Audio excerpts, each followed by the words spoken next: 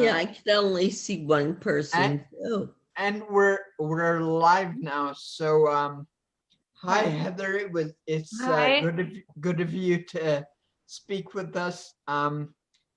Maybe we can take some time you can introduce yourself and talk about who you are and what you do. Okay. Well, when I was diagnosed with spinocerebellar ataxia, I was diagnosed while I was serving in the military. It was my first year, first duty station in South Korea. And I didn't notice it, but my coworkers noticed something wasn't right about me. I know I was weaving while I was walking, and little subtle things that you kind of brush off and just think, oh, it's just one of those a bad day or something. So I went and got checked out, and the doctor agreed that something was wrong, but he wasn't a neurologist or a specialist. He referred me to a neurologist in Daegu on a military base in Yonks and Seoul. And so I went there, and they did a blood test, and they didn't do an MRI, but they did a blood test, and they tested it twice because I thought I had MS. Because I don't know, that's what other people in my family I thought they might have had, but I think they had been misdiagnosed for years. So yeah, so one day being SCA2. So, it's paused. Sorry? Oops, so I guess I paused it somehow. Oh. Oops, I paused my camera. Yeah, so I was diagnosed in South Korea, and I was considered a liability by the military, so they discharged me, but honorably medically discharged me, so that's good. Why does it keep pausing?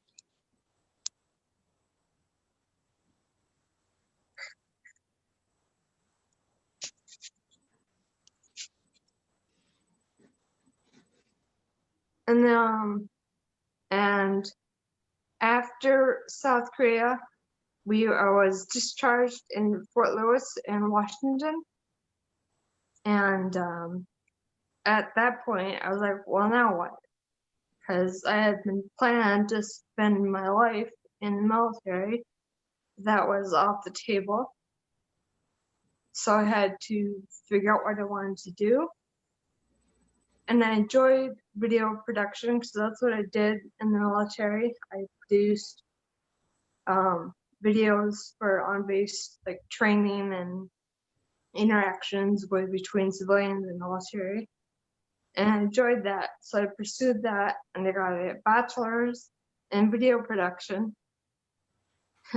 But I didn't get to use that because after I graduated, I pretty much learned in my last year of school that my IQ was so low that I shouldn't have even, no, it was the year after I graduated. It was hard finding work at that time because my IQ was so low that I was at like a high school level. And I've been affected more in my head, I guess, than physically. I mean, the balance is bad, but I'm positive about it. I've adapted. And then after college, I moved with my husband to North Dakota. And in North Dakota, that's where I happened to I was trying to find something to do in our new town we moved to. And I found a Arts for Veterans art group that was like they call it an open salon, I think, which just means that it's like an open class for all, and you can do whatever you want, however you want to express yourself through pottery, jewelry making, drawing, painting, whatever. I enjoyed before I found this class, I should say, when I was growing up, I loved drawing, and I was so I could spend hours drawing and get lost in it, and I was a charcoal painting, yeah, and variety medium, and so I wanted to do what I grew up doing, so I tried doing that for a while, and I just didn't have the ability anymore. I couldn't do it for hours. I would cramps in my hand. Cramps in my hand. Sorry. It's okay. Don't worry about it. I think I'm nervous. It's okay. It's understandable, but you don't have anything to be nervous about. Yeah. We all have problems. Yeah. So basically, I had to adapt, find a new way to express myself, and I still love darts, so I wanted to pursue it in any way I could. So instead of drawing like realistically or drawing like I used to draw portraits and detailed drawings of like my landscapes and paintings and watercolors of like people and dogs and landscapes, but I could no longer do that.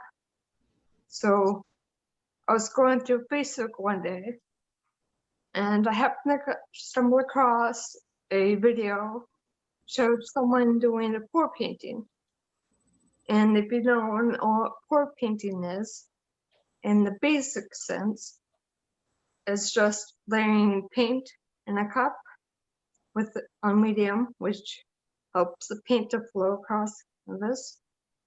And you layer the paint in the cup, and have your cup and you paint, and you put the paint or the canvas over the top of the cup, and you flip them over together, and you release the paint, and then the paint comes out of the cup immediately, pretty quick, and it spreads across the canvas, and the art behind it is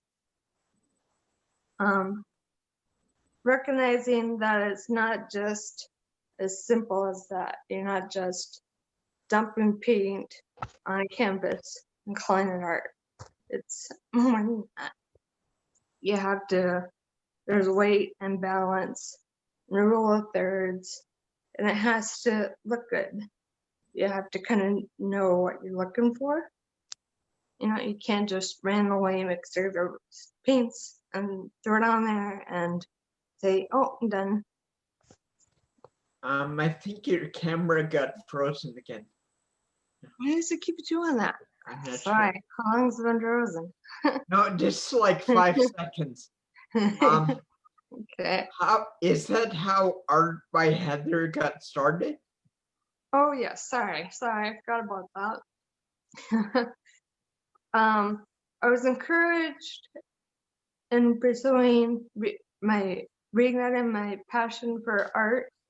I was encouraged at Arts for Vets to pursue art shows, and for a long time I just did pour painting, and I didn't even do pour painting yet. At this time, I was still doing watercolor and trying to, get help with that and stuff. And I was doing art shows, and that was going well. And I just continued to push myself and progress. And then I found fluid art, and I fell in love with it, and I progressed with that. And things were just going so well. I took a couple business classes and learned and joined a local veterans art business outreach thing. I forget what it was called, Veterans Entrepreneurship Program, I think. And they help you put together a business plan and structure a layout and do a pitch and whatnot.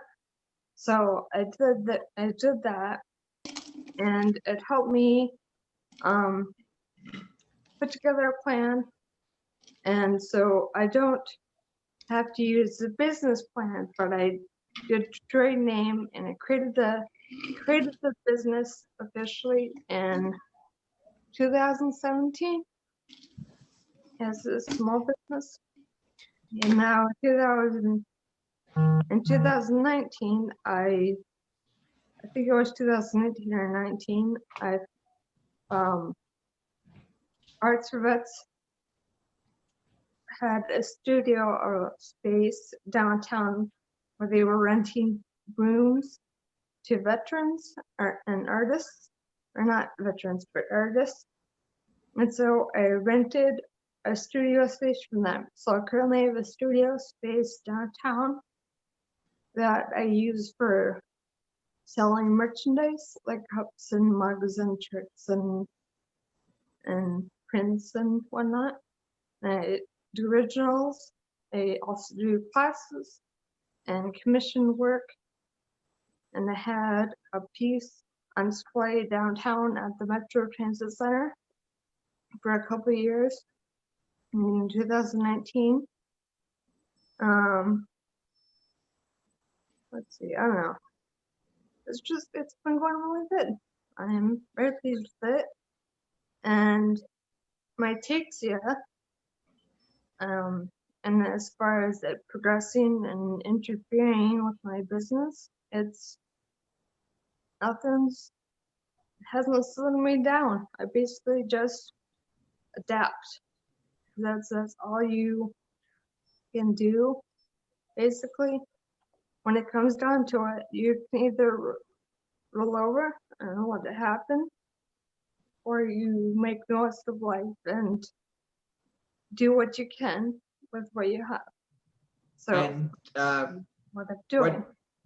what attack, like, how do you specifically adapt or deal with ataxia challenges when you're creating your art or your painting?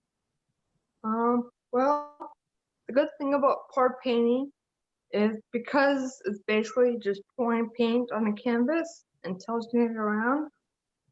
It involves you have to get out of the mindset of control, which is great since I've been diagnosed and progressed with my ataxia. Finding fluid art or pour painting has been amazing because it's helped me to help relinquish control and ataxia as well as in fluid art. So, yeah. And what advice would you give to other people who want to start painting? Don't put any I've seems like a lot of people who are going to get into drawing or art in any form, they have vision what it should be. They're like, I want to do this, it should look like this. This dog should look like a dog. But I don't think you should put limits or on yourself. Just go for it. I mean, everything is with the takes here. I think it's definitely everything takes patience and thought, and you just gotta go for it. So yeah. And where can people find you if they want to find out more about the work that you do? Would you want to tape these up for me? If I spell out for you? Sure. Okay, it's facebook.com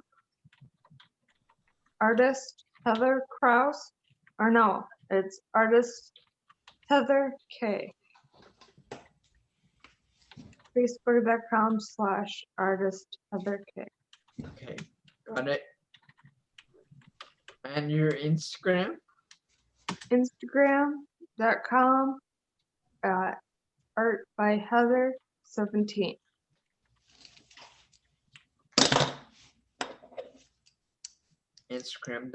Instagram.com/art by Heather 17. Yep. Okay. Now, thanks a lot for being here and answering my questions. We're Oh, gonna do go. you want me Etsy? Oh yeah, your Etsy. Sure. Yeah. Etsy is etsy.com/shop/arts for vets gallery. Sorry, you'll have etsy.com/shop. Like yeah, like SHOP /arts for Art. like the word for like FOR Yeah. vets, like veterans, Yes. vets, and gallery GALLERY, Okay. and the capital A and capital V and the capital G. I do. Well, I already typed it. I don't think that matters much, but Oh, okay. okay. Maybe I can ask everyone to go ahead and unmute themselves, and you can go ahead and ask Heather questions if you have any. Simply raise your hand because we have quite a few people here. Yeah, there. Okay. I've So got I'm your. supposed to- How do you put it on screen? Yeah, how do I make it so I can see people? Ah, At the very yep. top right, go to gallery view.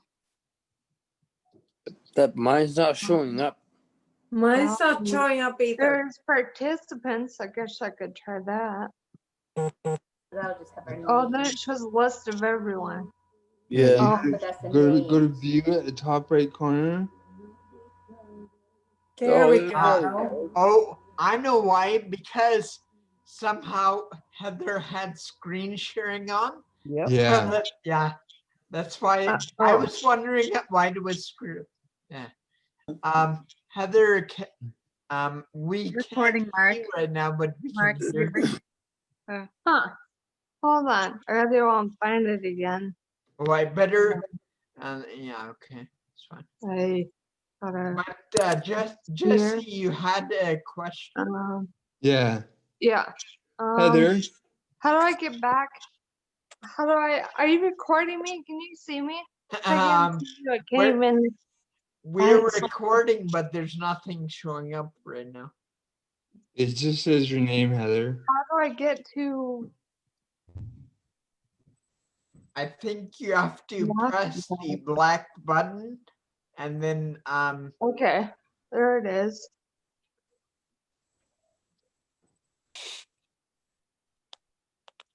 Huh, I still don't see. Oh, here it is. There. That should work.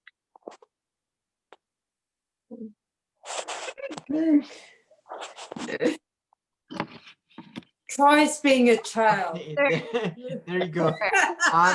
A bad boy in Jesse, school. do you want to ask your question? Sure, Heather. I've got your painting here that you made for me. Yeah. This is just an example of Heather's pour painting. Oh, nice. Yeah. Yeah. Very Yeah, nice. thank you. Yeah. Beautiful. I'm very pleased with that one. It looks great. Are you liking I love it. Is I it was worth gonna more tell you now that that it's you're- famous? it? And what would you use to coat or protect the painting like that? Some I don't do it, but there's a place that coats it with a glass-like finish, a resin finish, which is what's on Jesse's painting. Yeah.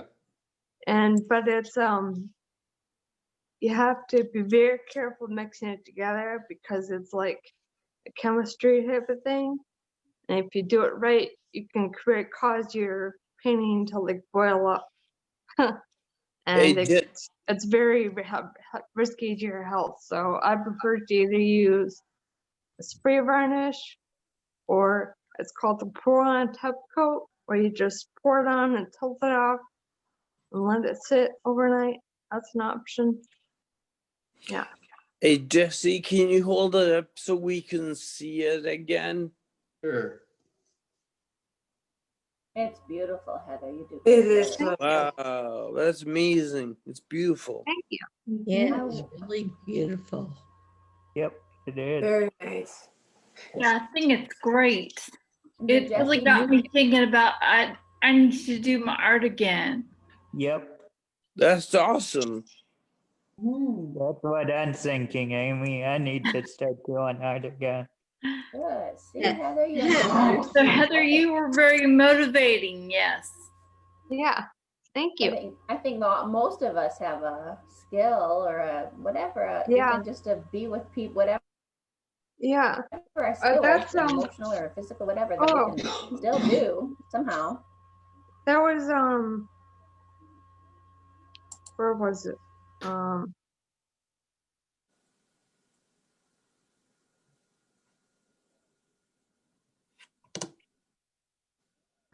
Oh, yeah. I was gonna say, because I know like a lot of people with ataxia and it starts, I haven't gotten to that point yet, where you start losing a lot of abilities, it seems, like one day you can no longer run. All of a sudden you can't eat a meal properly or swallow properly or, the list goes on and on. And eventually things just seem like for some reason you can't do them anymore or it's very hard to do them. Do what you can when you can. And yeah, that's what I was trying to get to is basically what you can do is what you should focus on, not what you can't do. Net. Heather, I would like to know what branch of the service you served in. I served as well. Army. Well, Yep. thank you for your service. Thank you. Yeah. I used to be a medic. That's what I did. I was a medic. Yeah, if I'd been in combat, I would have been. My title was a combat camera operator, but my first duty station was in South Korea, so it was peacetime over there. So I basically did relational videos between, the soldiers and civilians on base and off base and training videos and yeah. Well, thank you. Hmm. Thank you. You're very You're a veteran inspirational. too, aren't you? Does anyone else have a question? I just wanted to tell Heather I was actually born in South Korea. Oh yeah. Where at? Seoul. So Yep. That explains a lot, Joel. What are you trying to say, Troy? Joel from Seoul. I won't say it. I'll send you a private message. Okay. I think Mary Beth has a question. Do you have a family? You have kids that you take care of or no? It's just me, my husband, and we have a bunny. That's your that's your family, right? Okay. Yeah. It's me and my husband and my mom and dad and my sister, you know, Mm-hmm. Oh, nice. younger sister. Okay. And Cool. my dad is, I should say, my dad is the one with the ataxia. Oh, wow. Oh, your And dad it's does. on his side, so it's my dad. He has 3 sisters, and 2 of them had it. And his mom had it. And we know it's for Rebecca, it's her dad having it. Hmm. Oh, wow. And I never got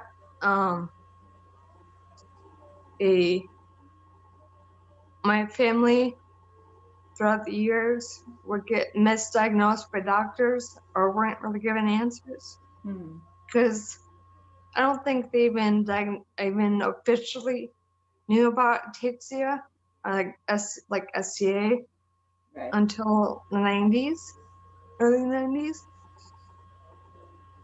Yeah. So I think you're right. That, Yeah. I've heard that before. Is there anyone else who has that question for Heather? Yeah, go ahead, Kathy. I was just gonna say, what type of SCA did you say you have? SCA 2. I'm sorry. Oh, same as what I have. Yeah. What's it called? Dominant, autosomal dominant. Yes. Yeah. Oh, I just realized we have 2 Kathys. So Yeah. Kathy Lindsay, do you want to go Oh. ahead? Yeah, I just wanted to thank Heather for sharing her story. And I want to thank all 3 corpsmen for your service. Oh, thank you. Thanks, Kathy. I think we Well- have more people that have served. There's Amy and there's who else? I think Troy. Amy's the only- well, yeah, I know we established Troy and Melissa and Amy. I don't know that there's anyone else. But, yeah. That's awesome. Yeah. So I any got pretty- other questions for Heather? I got pretty lucky with the service because I thought would be doing that for my life.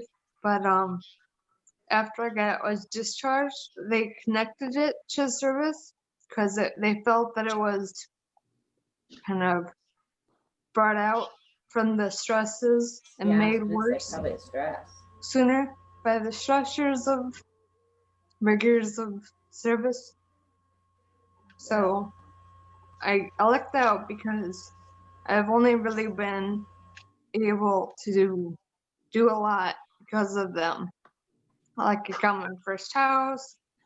We, were able to get our vehicles, and I don't know, they just been really gotten a lot of support. That's how I get my medical care through them. I don't have insurance, so Good. Well deserved.